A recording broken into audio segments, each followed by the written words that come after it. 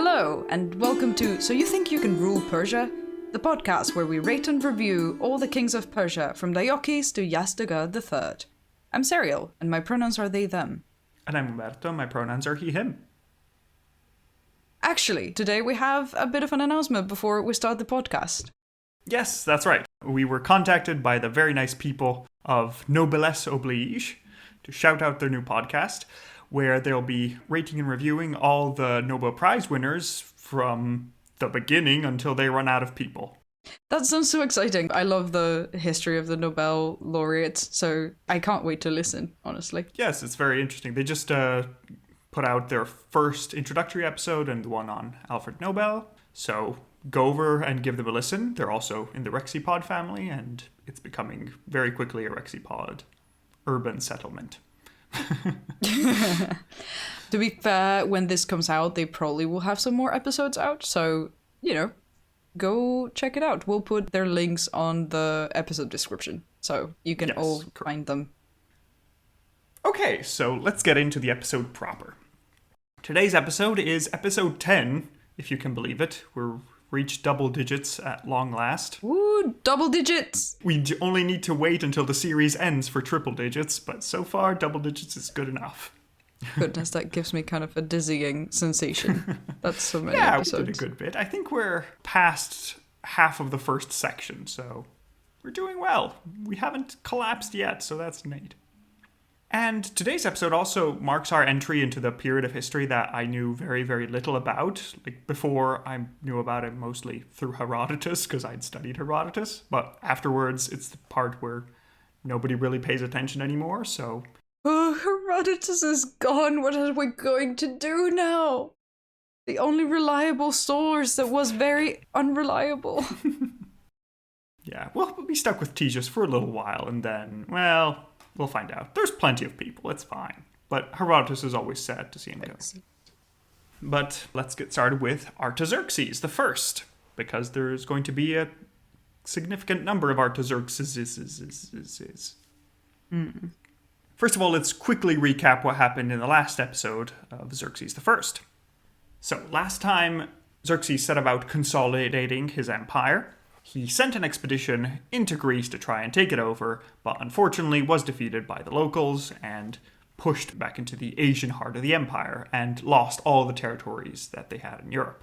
And Xerxes also set about embellishing all of the several capitals of the empire, chief among them Persepolis, which had a series of beautiful palaces built within it.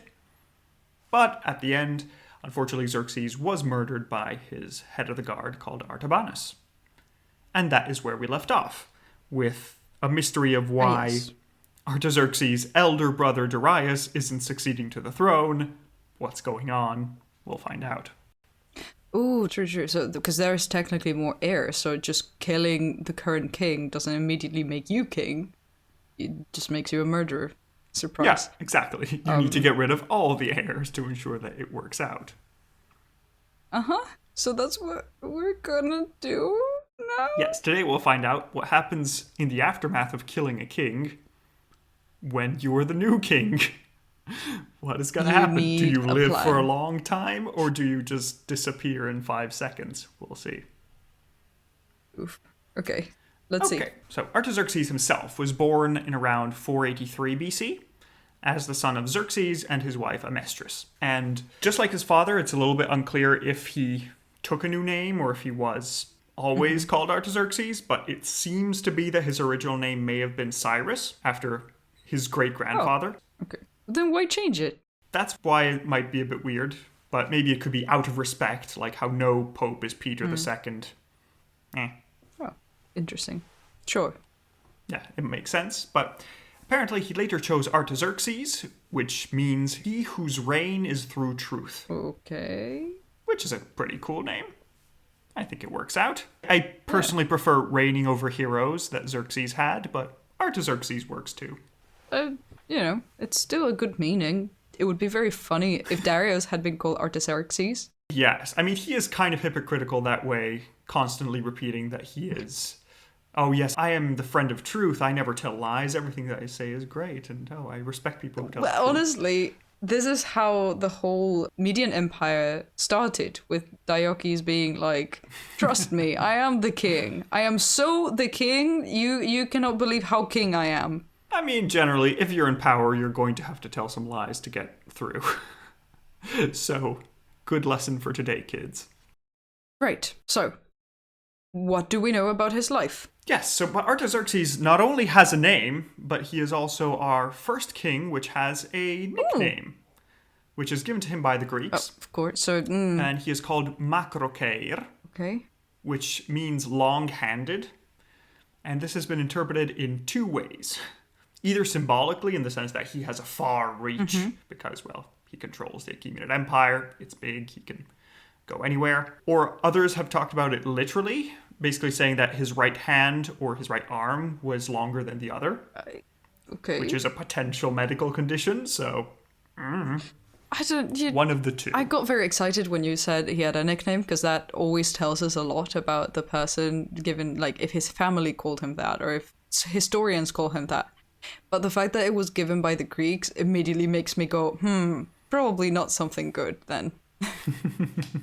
Yeah, it's not ideal. But yeah, so we have that Artaxerxes passes his youth quite calmly. Nothing too much happens. We don't hear of much during his father's reign. Artaxerxes is born 3 years before the Great Greek Expedition, and he grows up as any other Achaemenid prince. As we mentioned before, he has two elder brothers, one who is called Darius and another who is called Hystaspes. Right. And the expectation is that, well, even though the firstborn isn't a hard and fast rule, but we're expecting that Darius is going to succeed his father, be Darius II. Yeah, it's kind of like it happened with Xerxes himself. Like, his brother, even though he was older, didn't get to rule because Xerxes was the first one born when Darius was a king, and therefore somehow more legitimate. Did anything like this happen with Artaxerxes and his brothers? Not exactly, because to get to how the succession works, we need to go on that faithful night of August 465 BC. Oh, we have an actual date. Date-ish, but yeah. Okay, I see. Basically, as we mentioned last time, Xerxes was murdered by his captain of the guard, a man called Artabanus, in collaboration with Megabyzus, son of Zopyrus, son of Megabyzus. Megabyte. From that whole family there. Excellent. Yes. Megabyte II Excellent. is now collaborating to murder the king. So good. But then things start to get a little bit confusing after the immediate murder. As they usually tend to do. Yes, exactly. Because it seems that Artabanus wanted to get his family onto the throne, or at least himself somehow, by entirely destroying the Achaemenid dynasty. That's usually what you would do, right? If you can't marry you don't want to leave any into the dangling family, heirs. you'd rather let go of the family altogether, so there's no contestant. Yeah. Or at least any male members of the family that Yes. could potentially overthrow you. But what happens is a little bit strange, because it seems that perhaps Artaxerxes caught on that there was this plot. And so Artabanus went up to Artaxerxes and told him, "Oh, my prince, a terrible thing has happened. Your brother, Darius, murdered your father, Xerxes. It's terrible. Oh no. We need to get things in order really quickly. You need to act fast to gain the throne, otherwise your brother Darius is going to kill you as well." Ooh. And so Artaxerxes, scared about what's going to happen, is like, "Oh no, I don't know what's going on. I'm an 18-year-old. Someone just told me I might die. I'm scared. Yeah. Yeah, he just goes up to his brother Darius and has him murdered. Great. The motive that Artabanus had by saying, "Oh, Darius killed your father," was essentially that, if you remember, Darius's wife had an affair with Xerxes himself. Right. So Artabanus says, it's because of this affair that your brother killed your father, so now you need to take over and kill him. Honestly, if we are to believe that story, which came from Herodotus and the Greeks, to be honest, Yeah. that would be a great reason to commit murder. Yeah, it's a good motive if you want to go there. If Darius had actually been treated that badly by Xerxes. So now, for whatever reason, Artabanus decides, okay, things didn't go perfectly. I didn't manage to kill everybody at the same time. but Artaxerxes can be my puppet. He's young, he's inexperienced. I'm the captain of the guard, so Yeah, I can manipulate him and I can always have him murdered if he starts to get too independent and put a new king on the throne if I need to. We still have a third brother, right? Yes, that third brother, apparently not calculated. What? Okay. Do we just not care about him? Like, does he not have a claim to the throne? What's happening? What seems is that this other brother called Hystaspes Yes. was at the moment a satrap off in Bactria in the far east. Mm-hmm. So probably he wasn't in the palace at the time, so he didn't manage to act fast, Whatever happened was just what happened. So when he got the news, oh, Xerxes is dead, oh, your brother's made himself king and controls the captain of the guard and the armies, it's like, oh, okay, fine. Well, I guess. So now that Artaxerxes is on the throne, and he is relatively secure, he starts to hear some rumors going around that Artabanus is going to murder him and take the throne for himself. Oh, so, someone actually caught on to the truth. Yes, exactly. So Artaxerxes tries to listen around the court to hear if there's anybody that might be able to support him against Artabanus. Mm-hmm. And one person comes up, and that is Megabyzus, who also had helped murder Xerxes, but Artaxerxes doesn't know this. Yeah, obviously. And Megabyzus isn't telling him, so it's fine. Oh, yeah, as you wouldn't, Yeah, exactly. Oh, poor Artaxerxes. Like, the only person that he's trusting right now is also a conspirator, so... Oof. Yeah, it's not ideal, but hey. And in exchange for helping, it seems that Megabyzus was given Artaxerxes' sister in marriage. So, progress that way. Mm-hmm. But, okay, now they need to kill the captain of the guard. So what do? So they're like, yes, this is happening, this guy is dangerous, we need to get rid of him. Yeah, exactly. All right. They both go to face Artabanus and attack him together. So in the struggle, Artabanus manages to wound the king. Right. But Convenient. Artaxerxes himself manages to personally strike down Artabanus shortly after he is wounded. Ooh, so is he dead? Yes. So Captain of the Guard is gone. Okay, I thought we would get an Artabanus episode, but we're not. No, the murder plot went wrong. Well, this plan misfired. Yes, and it went so wrong that in the next days, Megabyzus went over to kill all of Artabanus's family, including the eunuch Mithridates from last time, who let Artabanus into the bedroom. Oh, no. And so he kills all his sons and managed to do that, but was actually kind of seriously injured himself. Megabyzus, I mean. Yes. However, he managed to recover from his wounds and live a long, fulfilling life that will look forward to. This is so much, because Megabyzus knew about the plot and supported the plot of Artabanus trying to take the throne. He actually... How did he help, exactly? Did he just know and say nothing, or... It's unclear, it just says that he was in on the plan, so... Oh, okay, so we just know that he somehow he helped bribe people away, we don't know. So. That's hilarious, that he was like, yeah, cool, that'd be great, and then when Artaxerxes is like, hey, I have no one I can trust, please help, and then actually managed to wound Artabanus, then Megabyte is like, oh heck, well, might as well finish the job and do as if nothing happened here. Might as well remove any surviving witnesses. Hooray. Yep, that might come to haunt me later. Oof. So, there we go. And this could be one of two things. Either it's Artaxerxes, who is a precocious teenager competently taking control of the situation after a very risky period. Or potentially, if you were of a malicious mind like I am, you could suggest that perhaps Artaxerxes needed help getting rid of a popular heir, and once Darius was dead and Xerxes was dead, Artaxerxes had an interest in removing the only witness, who was the captain of the guard. Yeah. Who, I mean, it was also who wanted the throne for himself, I assume, so, Yeah, I mean, it's always there. Wait, is Megabyzus going to be our next king? You'll have to find out. Okay, hear me out, because this is my theory.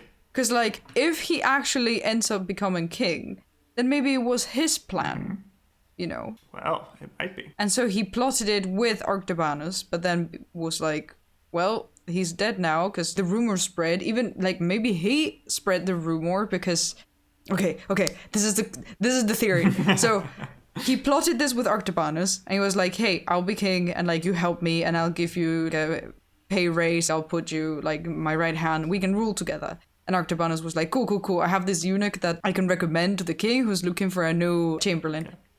And then he does that, and then Megabyzus is like, okay, but I don't actually trust the captain of the guard because obviously he wants the throne for himself. So once he has assassinated the king, then I only have to tell people that he has assassinated the king, and then he will be assassinated, and then I can be on the throne. Like, that would be a good plan. Excellent. We'll see if you guessed correctly or not. But yes, Megabyzus is going to be a key character in the rest of the episode. So now, in this little bit of turmoil with the murder of... lots of people dead. Artabanus so and many people his family. Dead. Yes. We still need one more person to die. Oh, God. Because Hystaspes, Artaxerxes' the brother, now is in Bactria and raises his army because he sees that, situations in the capital are escalating. This might be my chance to take the throne. So he raises his army. Because he cares more about the throne than about his brother, I guess. People don't seem to have very strong family connections in the royalty. Yeah, I mean, the issue is that generally you need to be sure that your brother doesn't want to murder you. But that's what... I mean, I am pretty sure that my own brother doesn't want to murder me. I guess, but what if you didn't know? If you have no certainty and you could possibly be murdered at any moment, I guess... then the idea is that if you strike first, then you're safe. Yeah, but I guess we're not the ruling kind of people. The other person, you could be stabbed. Yeah. Yeah, if you have like an obscene amount of power and wealth in the balance, then that might happen. Yeah, even if you're not power hungry, you don't know that the other person isn't power hungry. So that's always a risk that you need to consider. I feel like I have a very different mindset. But that makes sense. I mean, that's good. I'm glad you do. I'm glad you wouldn't murder your family for the family plot of land, but yeah. Yeah, I'm a good person, I don't murder people or dream of murdering people just to gain power. But yeah, so Hystaspes raises his revolt in Bactria, but Artaxerxes sends a few generals that way. We can assume Megabyzus. And there's a first battle, which is a draw, but then a second one fully defeats Hystaspes and has him killed. So, victory! Hey, hooray. Artaxerxes has managed to survive the uncertain period of... Yeah. He was thrown his father's into murder having to and rule everything.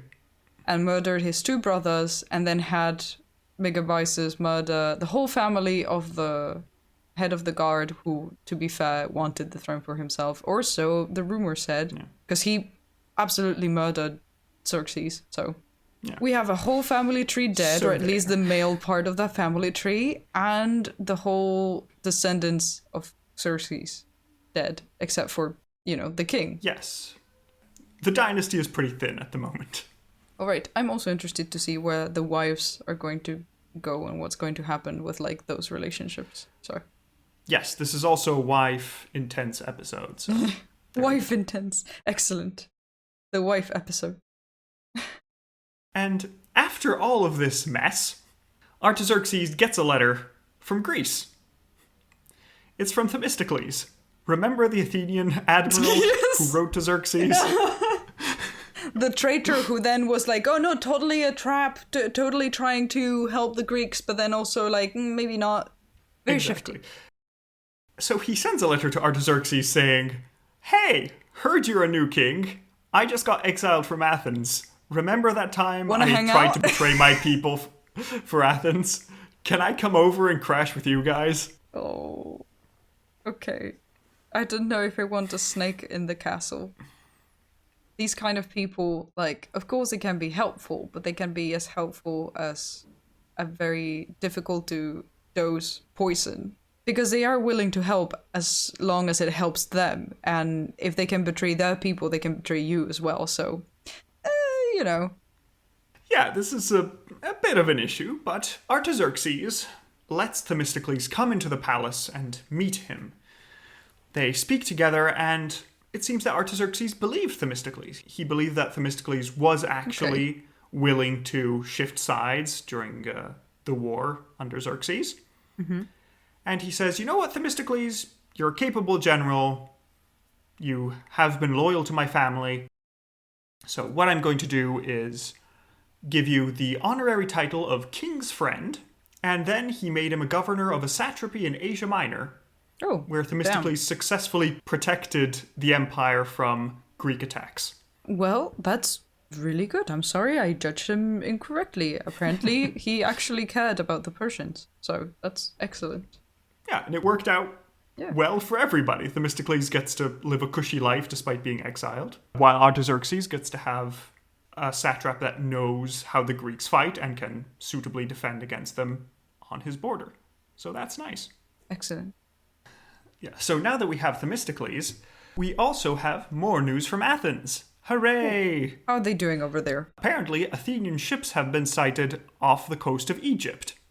Fun. How's Egypt doing? Are they rebelling again or not?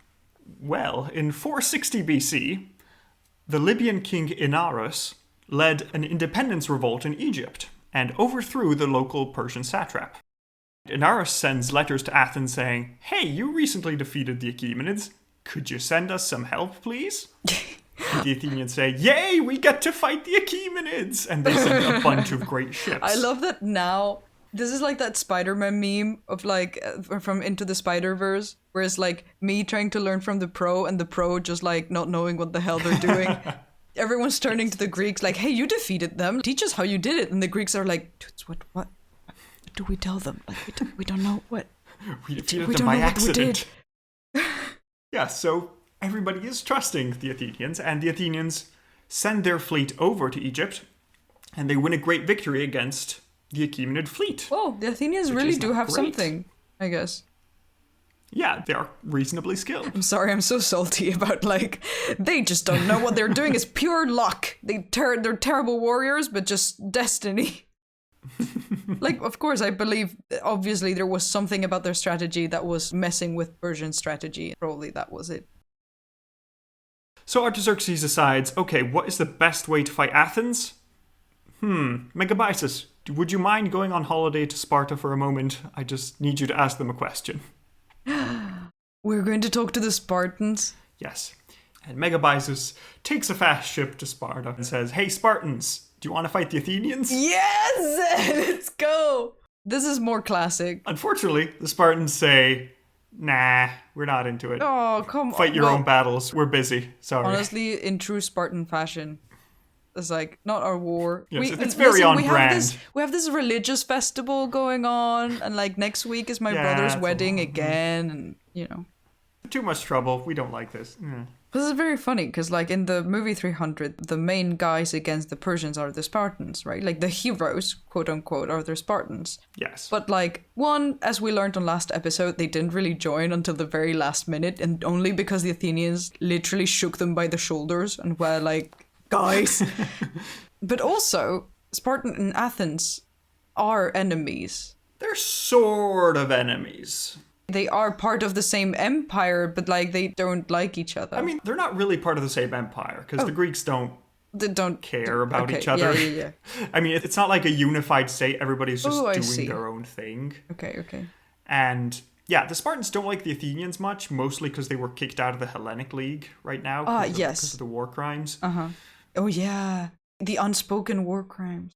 And also, several city-states, including Sparta, are starting to get annoyed at Athens for building their own empire. Yeah. They're saying, wait, we fought with you guys to repel an empire and now you're building one? What does this mean? You hypocrites. Yeah, but I feel like I know of the rivalry. Like, it's not full-on, constant wars, but I know of the rivalry of Spartan and Athens. So it's just... Yes, we'll get to see it all the way to its bloody end. Excellent. I was hoping we would get a little bit of that here, but I guess they don't want to fight for the Persians for no reason. No, they don't want to fight to defend Egypt anyway.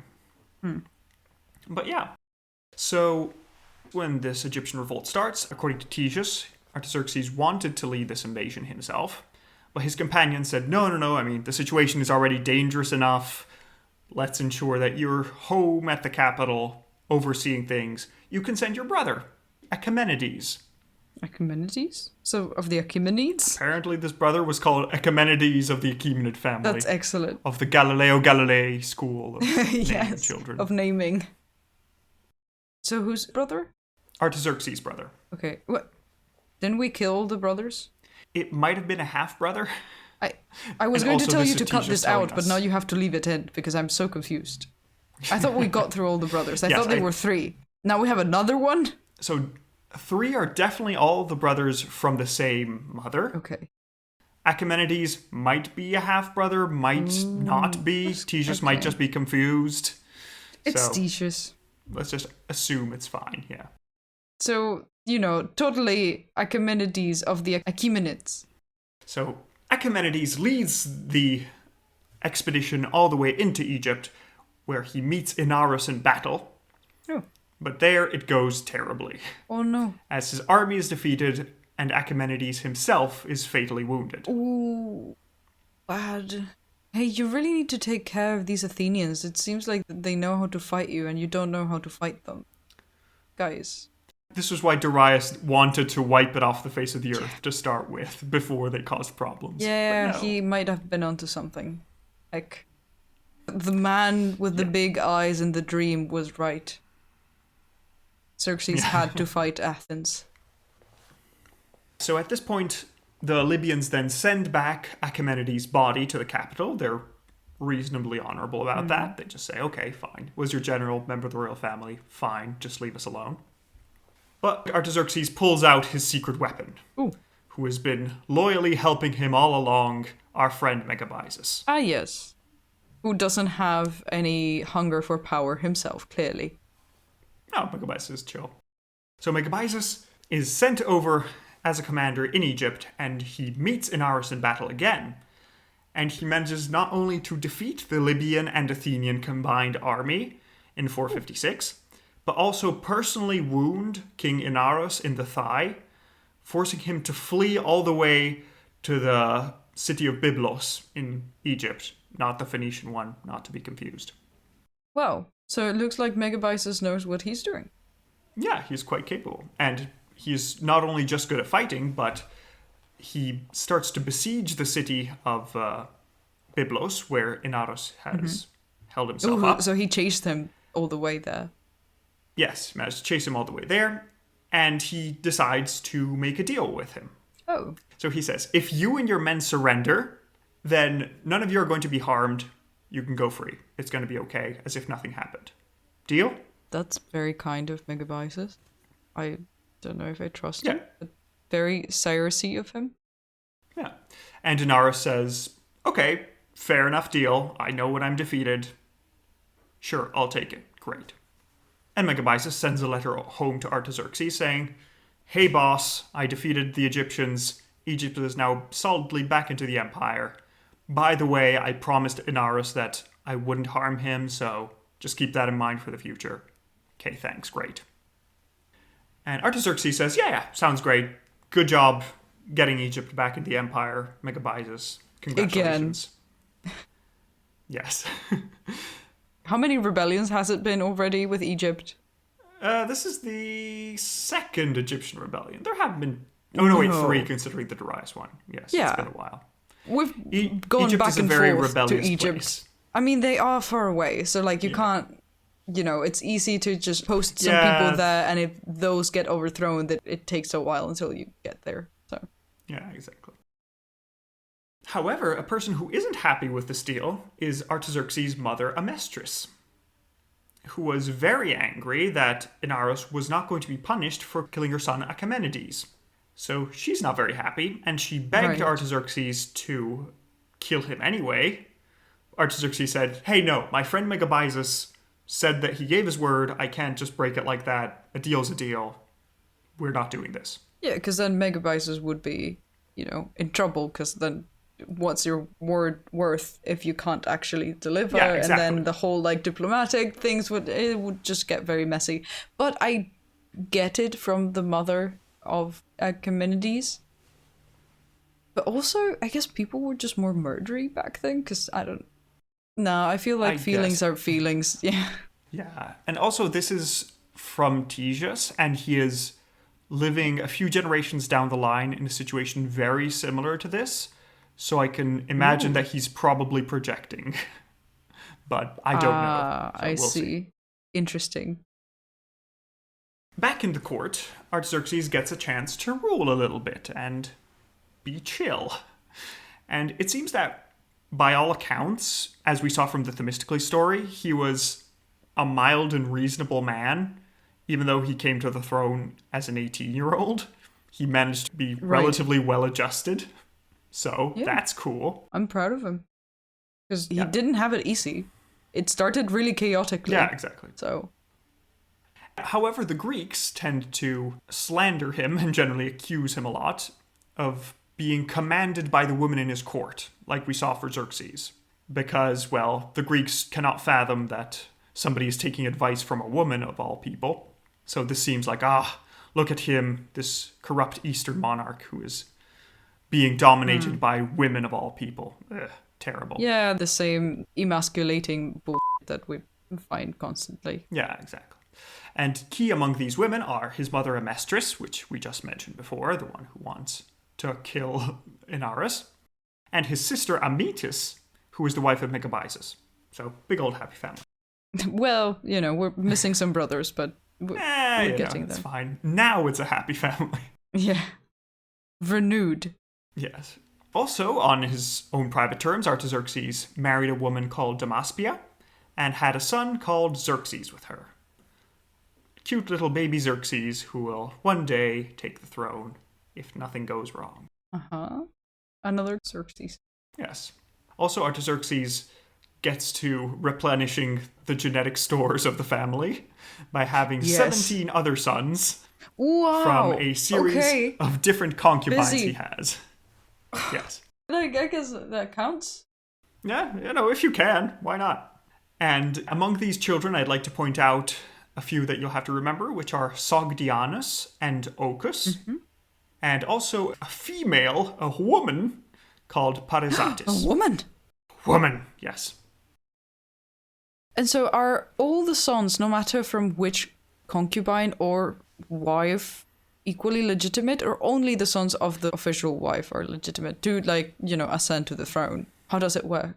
Yeah, so we'll have more detail on this in a later episode, but to just quickly let you know, the idea is that the children of wives come first, and then the children of concubines are at the end of that list. So if there's no more children of wives, then the children of concubines take over. They're not exactly bastards, because that, or at least in English, that carries connotations of something being morally grey. They are still legitimate children, but they're just of a lesser rank. Yeah, okay. Because you can have several concubines, but you can also have several wives?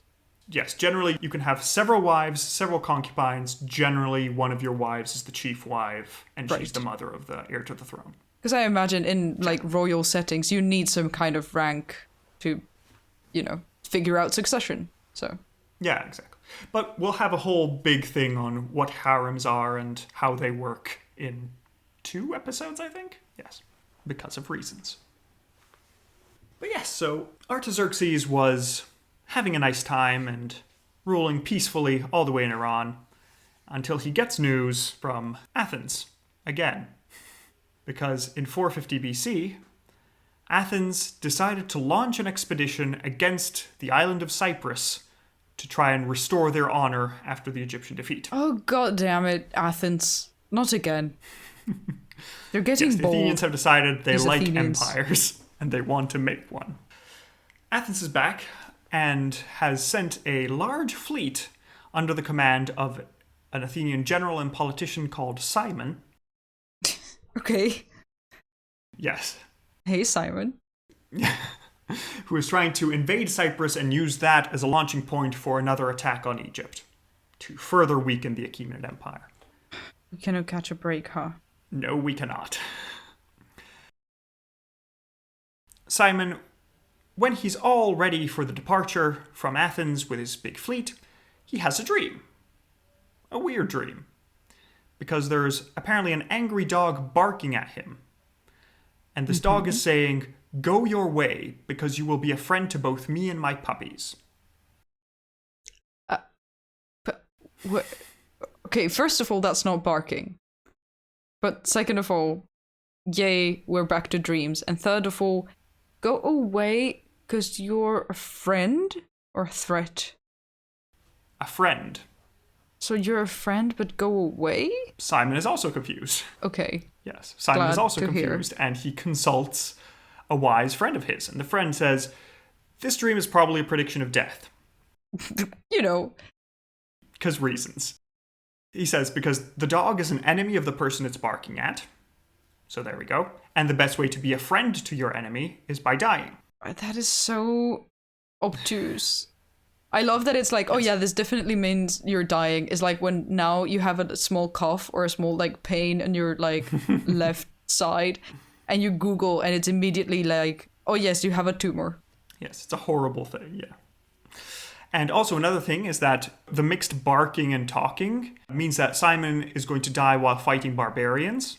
Oh my God. Because their army is a mix between Greeks and barbarians.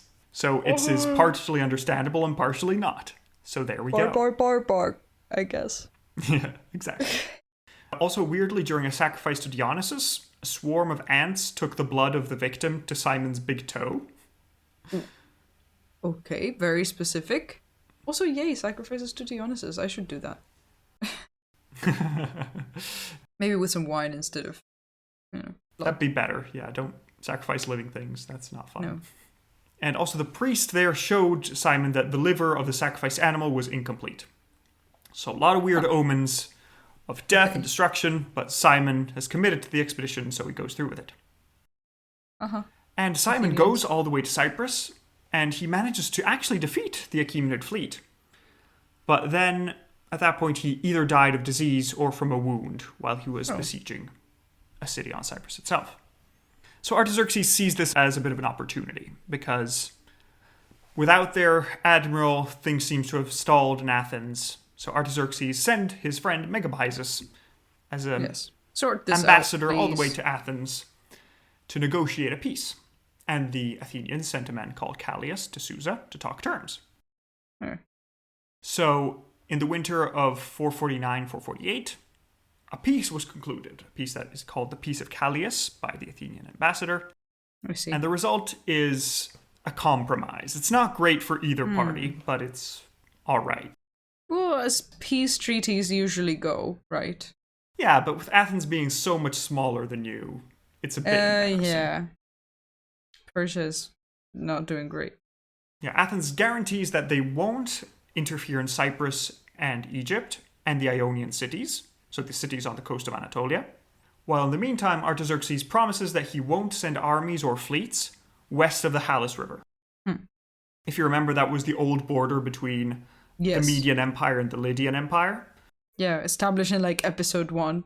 Yeah, so most of Anatolia is essentially off limits to any Achaemenid armies or fleets. Yes. So, it's nice that you have a peace that the Athenians aren't going to attack you anymore, but it's kind of embarrassing that you can't send armies where you want in your own country. Yeah. So not great, actually. Yeah, so it's not ideal. Megabyzus could have done better. Or why can't we just fight the Athenians? Is Cyprus ours? Cyprus is ours now. Then why are we not fighting? Are we scared now of the Athenians? We are, yes. Essentially. Oh no! Yeah, the consensus seems to be that Xerxes spent so much money and energy trying to defeat the Athenians, we're not going to try and do that again. We've accepted that these are the borders of our empire. It's annoying. We're going to try alternative means. If we can get the Spartans to fight the Athenians, great. But that would be excellent. I hope it happens. But we still had some threads that were left loose. I'm going to make a bingo. Good. Because back at home, 5 years after the revolt in Egypt, Amestris, Artaxerxes' mother, kept pestering her son to let her have revenge for the death of her son Achaemenides. Come on, I want to kill this man. Please give me this Yes. man. I want to kill him. And finally, after 5 years of pestering, Artaxerxes finally says, okay, you know what? Sure, whatever. Take the guy and 50 of the Greek hostages that he had with him. Kill them all. I don't care. No, but Megabyzus' word. Exactly. So Amestris takes these people and impales Inaros and beheads all the Greek hostages. And as you mentioned, Megabyzus gets news of this. And he says, wait, I thought we had a deal. I made a deal with this guy. I promised him. I gave him my word. And now you broke my word for me? Yeah. What are you doing? What? Like, I know you're king of kings, king over kings, and I'm not even a king, but like, that, you can't send me out in like conquering / diplomatic missions and then undo what I did. Kind of jeopardizes the whole, doing it in the future thing. Yeah, it jeopardizes his authority, and it's a Yeah. mess. It's just insulting him. So Megabyzus decides to go the extreme route. He rises up in rebellion in Syria. He takes his loyal men that he's been leading all across the empire, and he rebels. No. This is the final straw? Yes, Impressive. exactly. Megabyzus has had it. That's it. So Artaxerxes is concerned. Yeah. So he sends a general with an army to try and capture Megabyzus, or at least defeat him. Mm-hmm. And there we have a great battle between the loyalists and Megabyzus' troops. Mm. And Megabyzus himself fights personally with the loyalist general, and both of them are injured. Megabyzus gets a spear wound in his thigh, 2 fingers deep. Oof. But Megabyzus manages to personally wound the loyalist general in the same way, but knocking him off his horse as well.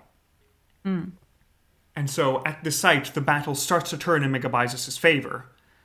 And Megabyzus captures the loyalist general who had fallen on the ground and manages to win the battle and is victorious. Right. Good. However, Megabyzus, as we saw, is an honorable man, and having captured this general, he decides to keep him safe and then send him back to Artaxerxes unharmed. So, Good news. Yeah. Excellent. Or at least for Megabyzus.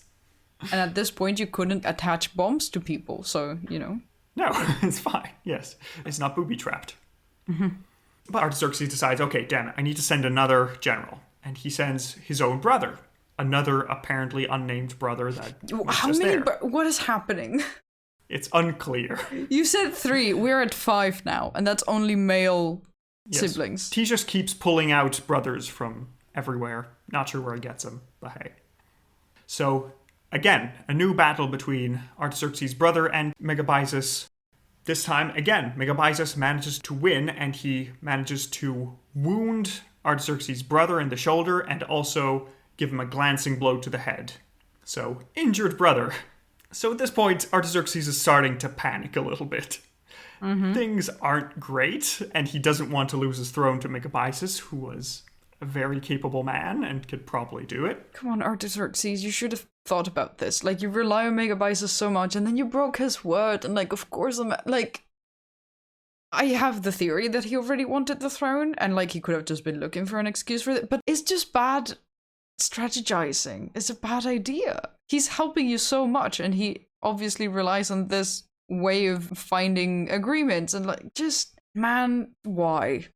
But to be fair, this whole episode, I've been rooting more for Megabyzus than for Artaxerxes, because he hasn't really done that much. Yeah, Megabyzus is cool. I like him. He's nice. Mm-hmm. But yes, so Artaxerxes needs to negotiate. So who does he send? Well, he sends his sister Amytis, who is Megabyzus' wife, and says, Dear husband, please don't overthrow my brother. I would rather have him alive. I'll send you one that you can't kill. Yeah, exactly. And so it seems that Megabyzus is softened by this approach, and Megabyzus says, okay, fine. But tell Artaxerxes that next time he has to respect my deals and that I need to be unharmed. Yeah. At which point, Megabyzus also gets a guarantee from Amestris, so Artaxerxes' mother, who ended up killing Inaros. And in the end, Megabyzus is convinced enough that he lays down his arms and says, okay, fine, Artaxerxes, I'll come back to court peacefully.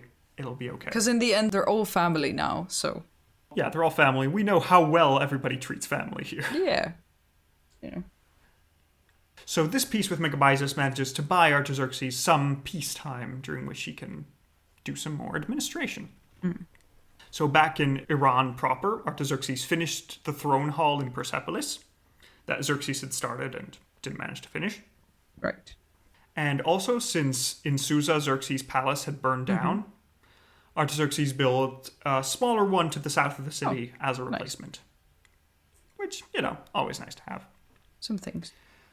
Yeah, however, this is also essentially showing that the Golden Age is starting to lose a bit of its luster. Oh no. The thing I've been fearing all along is happening. What are we losing? Yeah.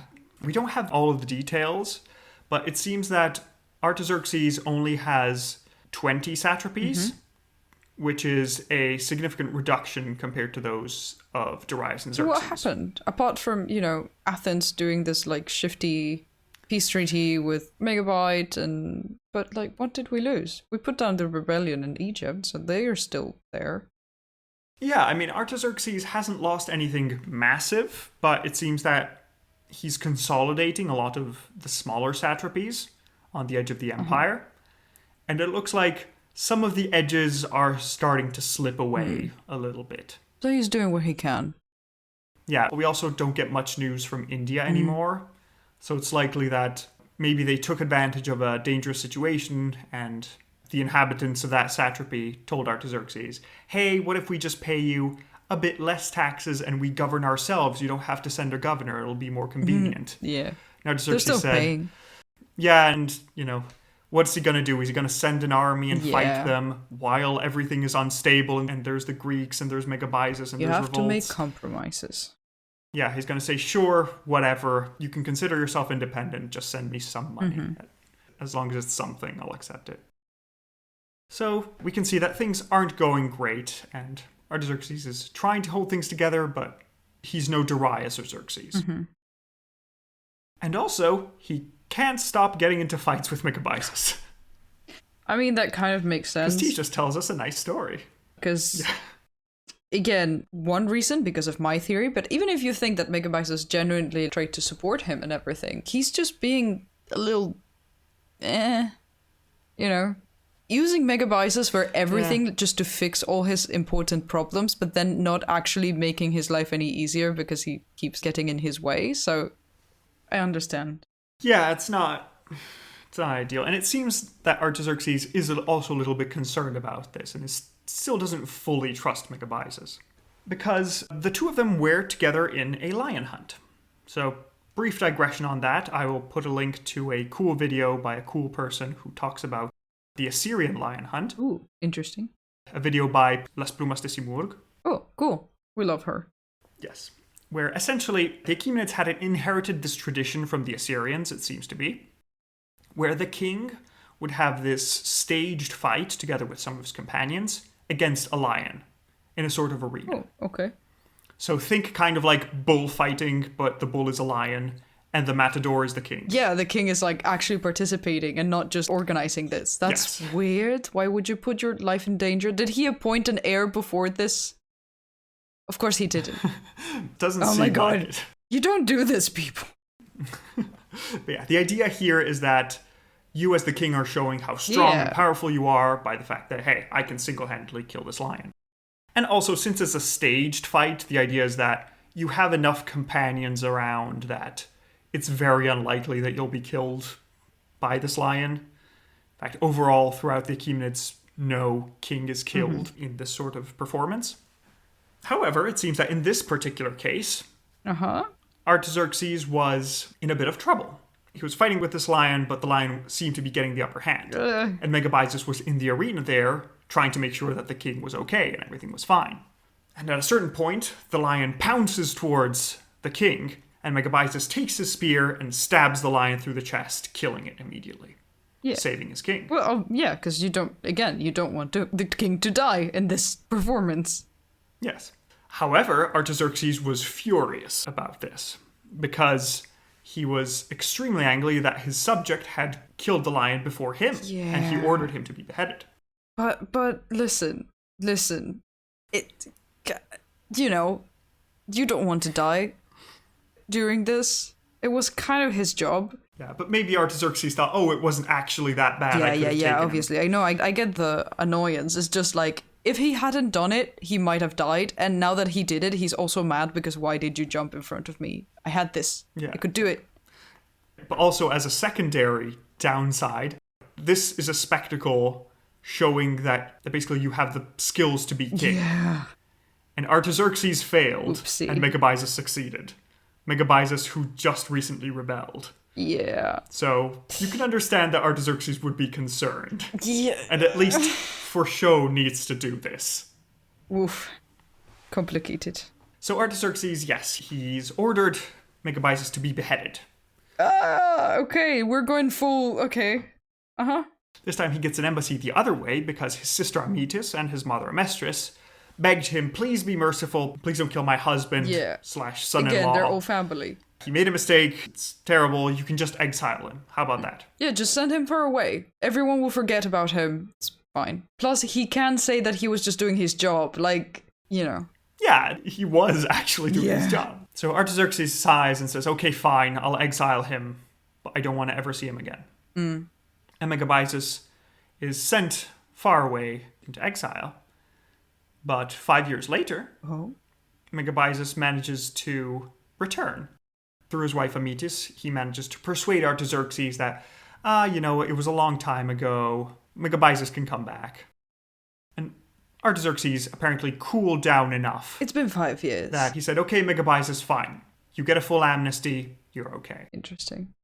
And this is also the last that we hear about Megabyzus himself. Oh.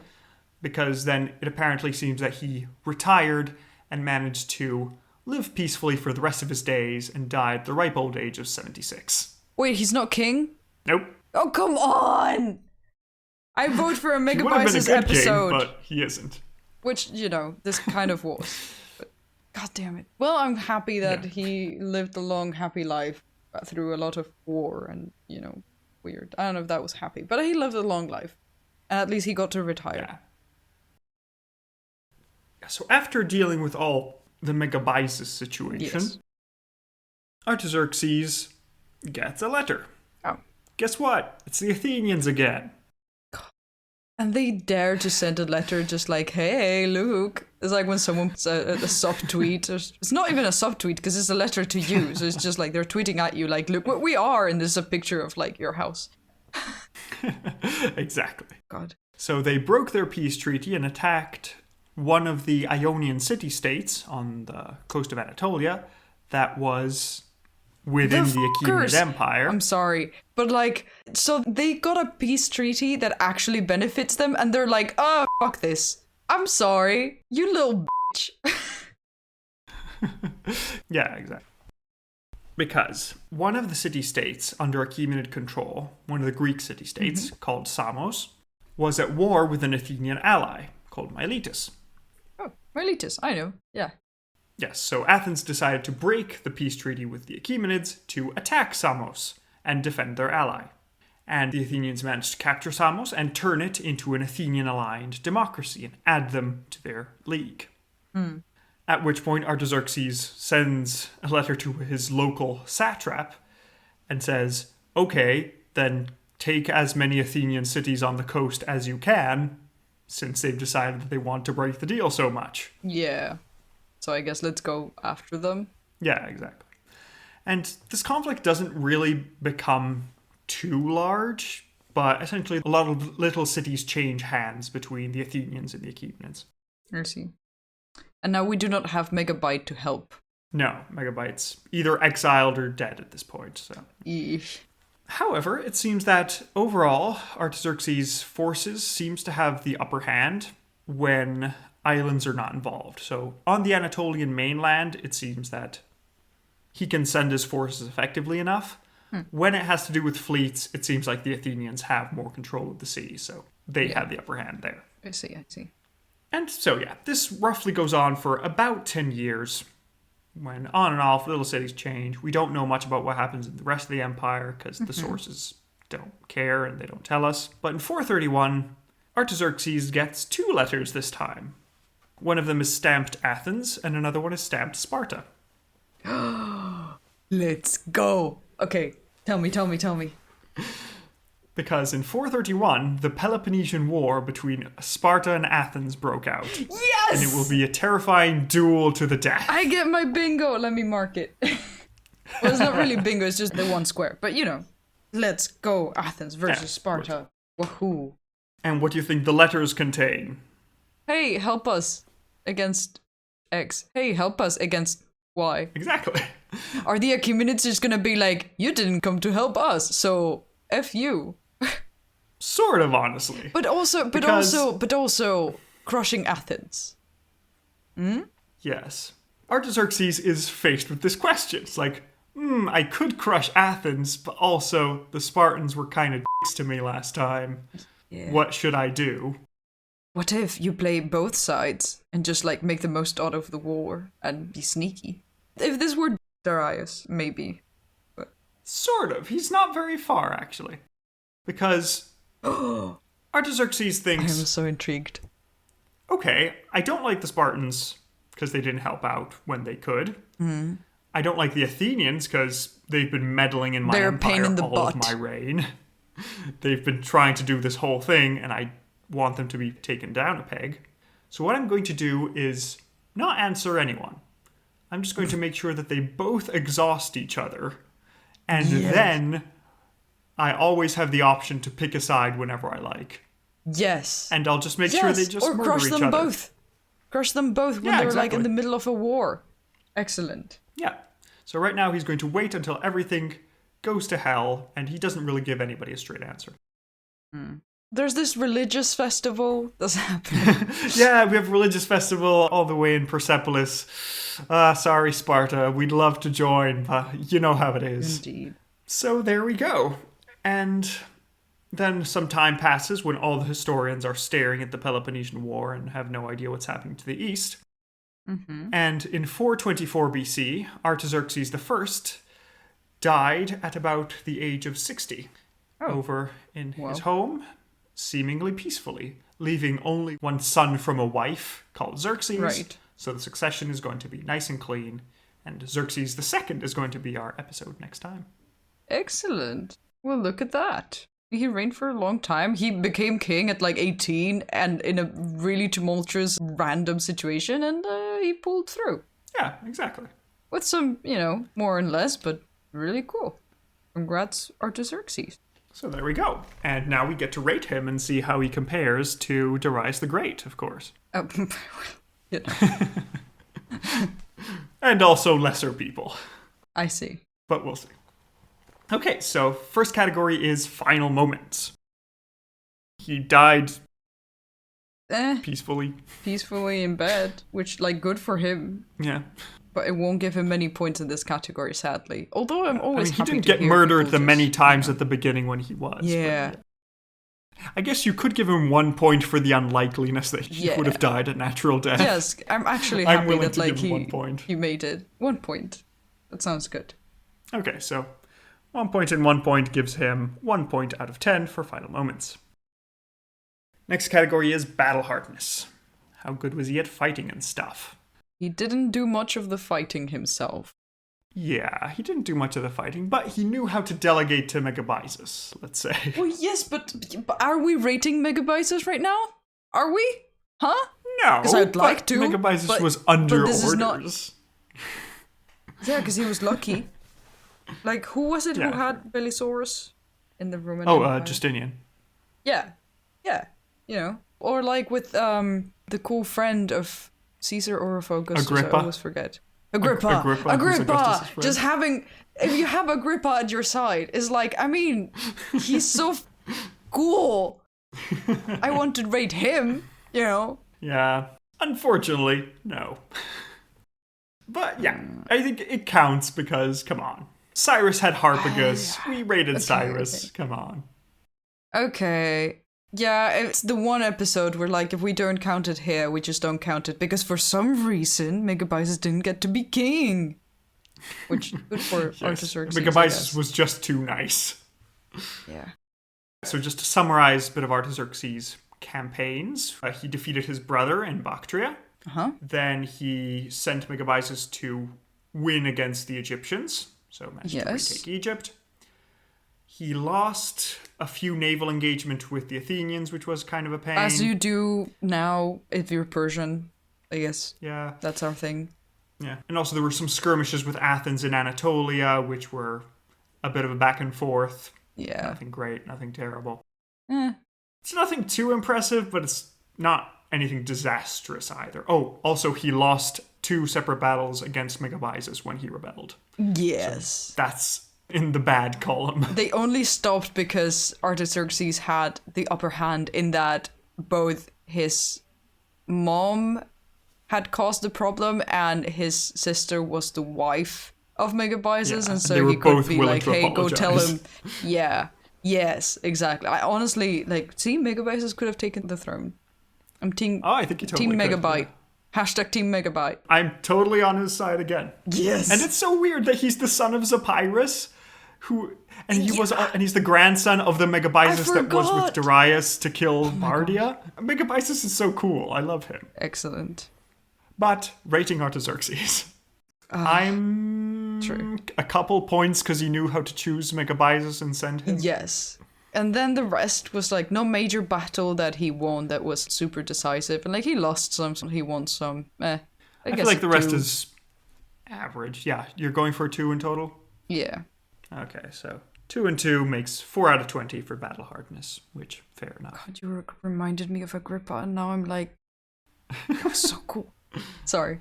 Agrippa is really cool. Okay, enough simping for Agrippa. This is a Persian podcast. Don't at me. Guys, leave me alone. Agrippa, call me. Okay, so next category is scheminess. How good was he at schemies? I mean, the max sort of? was sending Megabyzus' wife to apologize was kind of a good move, and then just with the Athenians and Spartans just being like, I'll wait until things happen. Apart from that, that's just a bit of strategy, is not really. You're also forgetting the most crucial part at the start of his reign, when he ended up dealing with Megabyzus to murder the captain of the guard Artabanus, and basically get himself out of that manipulation. I guess. True. True. Also, it depends how much you think he was fooled by Artabanus in having to kill his brother. I also think Megabyzus knew, obviously, Megabyzus is said to have known, and it wasn't really we're going to stalk him and then murder him. It was hey, I don't trust you. Sword. Could be. Yeah, I guess that counts towards scheminess. But then I'll give him 1 point for each, so 3 points total. 3 points total. I'll give him 4 for the possibility that maybe he could have orchestrated the murder of Xerxes. It's a possibility. Artaxerxes? I mean, he ended up killing everybody involved in the plot. You think so? It hadn't even crossed my mind, the possibility that it was him from the very beginning. I mean, I understand him seeing the possibility, and also I understand him not wanting to die, but I don't... Okay, fine. Then 3. I accept you've talked me down to it. I feel like it's a bit of a stretch. Maybe it is what happened. I mean, it would make for a much more interesting story, honestly. Here's the Just everyone's trying to double-cross each other. Literally nobody is straightforward. Perfect. Okay, so 3 and 3 makes 6 out of 20 for scheminess. Next, we have shock factor. How shocking was he? Sort of. I mean, he murdered his brother. Yes, but also, he was fearing for his life, and his father had just been killed, and, as you would. Then his other brother rebelled against him, so, Yeah. Yeah, also, he kept screwing over Megabyzus. He broke Megabyzus' deal. Also, then honestly, he had yes, you are Megabyzus correct. exiled. The most shocking thing about that. Artaxerxes is that he would just not let Megabyzus do his thing, even though he was so good. What's wrong with you, my lad? Yeah, it's nothing massive. He's a bit of a pushover, but that's not. I don't think I'd give him any points. I don't think there was nothing anything at all, shocking. Really? I mean, I wasn't shocked during the episode. I was like, yeah, that makes sense. Okay. I guess. I'm definitely giving a point for Megabyzus. I'm wondering if to give him 2. Yeah. Maybe 1 for I might have to give him Megabytes. 2 for his brother, but No. I'm going for 1. I'll give him a 2. So 2, you're getting a 1? Yes. Okay, so 2 and 1 gives him 3 points out of 20 for shock factor. Next category is Aaron Shine. How good was he for the Empire? Did he improve it? Did it get worse? Did it not? Well. Let's go in chronological order, roughly. Yes. So first of all, he managed to keep the Empire in his dynasty. By killing Artabanus Good job. at the appropriate time, he didn't manage to lose the Empire, so points there. Next, he managed to suppress a revolt in Egypt. He has been continuing some of Xerxes' building work, so essentially finishing Yeah, I like that. what was The little unfinished, so palace and nice. everything. Yeah, exactly. He managed to get a peace deal with Athens, which lasted him for a while, which I guess it's sort of halfway because it was a little bit embarrassing, but hey, it stops them from raiding your coasts, I guess. Mm-hmm. But on the downside, he has a reduced number of satrapies and the edges are slipping. Like, it's nothing massive, it's nothing terrifying, but it's sort of fraying at the edges a little bit. Mm-hmm. And also we get a large-scale rebellion by Megabyzus himself, so that's... It's not ideal that you have a noble that can fight you and win. Yeah. Yeah. I think is a 5 like a middle? Not really, because then we can't, like, we just give a 0 if everything goes terribly. We do not give negative points, which I feel we should at some point. If, like, people are losing the whole empire, I'm going to have the urge to give them negative points. We can think about it. I think 0 is good. I'll give positive points in the sense of he didn't lose most of the empire, but the edges are a bit like, this is still part, this is not, we lost this little city, with, so it's kind of like, Mm-hmm. And then the whole thing with Megabyzus was kind of scary, but, like, I mean, he got it under control, so one of the cultural projects, which, I adore, so I'd go for, like, a 3. You're hanging in there. Yeah. Yeah, I'm more optimistic. I'd go for a 4. I think 5 would be you keep the empire as you received it. Yes. I think it's a little bit worse off, that the edges are fraying, but I don't think it's that much worse off. But the Athenians. Yeah, but they're not... The damned Athenians. The Athenians. We'll get to see what happens to them. Shake my fist at the Athenians. No, I'm sticking with my 4. I think it was okay, holding things sort of together. Nothing great, nothing terrible. So you're going for 3 and I'll do a 4. I think it's a good mix, yes. Okay, so with a 7 out of 20, Artaxerxes is not great. He's our second worst Achaemenid after Bardia or Aaron Shine. But, we kind of expected that. Yeah. Like you said, the Golden Age might be ending, so... Yeah, we're going into a little bit of a downer compared to the apex of Darius and Xerxes. Sauntering vaguely downwards. Yeah, exactly. Not a fall, it's a vaguely saunter downwards. Okay, so next category is Face of Faces, where you get to show us what you think this man looks like. Oh no, the drawing!